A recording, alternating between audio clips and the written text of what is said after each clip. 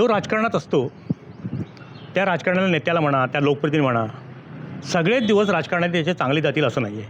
काही वेळा bad patch येतो, त्या परिस्थितीत त्याला त्या पक्षात राहावं लागतं किंवा काही वेळा अशी परिस्थिती निर्माण होती त्याला पक्षातून बाहेर जावं लागतं. एकंदरीत असा विचार केला तर सध्या रत्नागिरी जिल्ह्याच्या राजकारणात 2 नावांचा उल्लेख करावा लागेल.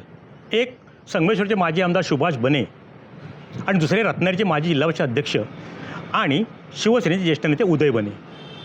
दोघांची राजकीय कारकीर्द पाहता दोघेही जवळपास एकाच वेळेला शिवसेनेत बाळासाहेबांच्या विचाराने प्रेरित झालेले दोन्ही नेते आणि दोघांनीही चांगली पदं भूषवली. जिल्हा परिषद अध्यक्षपद सुभाष बनेंनी भूषवलं होतं, माजी आमदार होते आणि आता उदय बने सुद्धा काही काळ जिल्हा परिषदेचे माजी अध्यक्ष म्हणून त्यांनी काम पाहिलं. सगळ्या सभापती पाहिलं. 20-25 वर्षांची जिल्हा परिषदच्या राजकारणात गेली. सगळी सभापती भूषवताना मतदारसंघात 4-5 ठिकाणी ते जिल्हा परिषद गटातून निवडून आले. पण आता एकंदरीत 2 बनेंचा विचार केला तर सुभाष बनेंनी कुठेतरी आता निर्णय घेतला आहे की उपमुख्यमंत्री एकनाथ शिंदेंच्या नेतृत्वावर काम करायचं. पालकमंत्री उदय सामंतांच्या मध्यस्थीने त्यांची गाठभेट झाली, भेट झाली आणि त्यांच्या प्रवेशाचा दिवसही ठरला आहे 15 फेब्रुवारी. आता सुभाष बनेंनी पक्षप्रवेश करून सुभाष बनेंना काय मिळणार हा भाग वेगळा.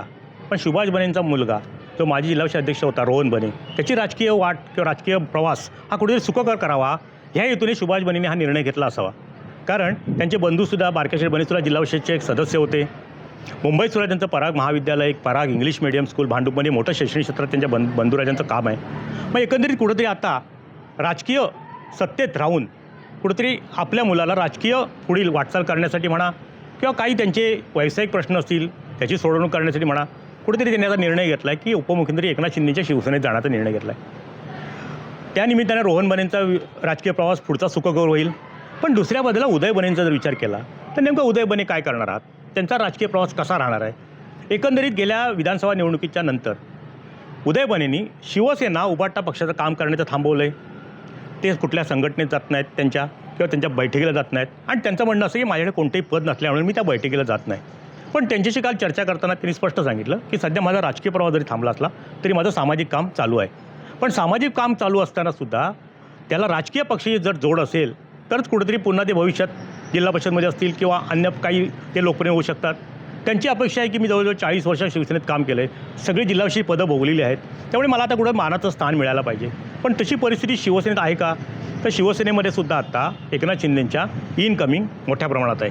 त्या प्रत्येकाला संधी देताना प्रत्येकाला ती पदं देता येतील का असा प्रश्नसुद्धा कुठेतरी पक्षप्रमुख म्हणून किंवा पक्षाचे प्रमुख म्हणून एकनाथ शिंदेंनासुद्धा पडत असावा.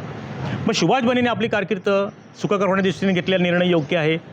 तर उदय बनेंनी नेमका आता काय निर्णय घ्यावा हा त्यांचा सर्वस्वी त्यांच्या मनाचा प्रश्न आहे.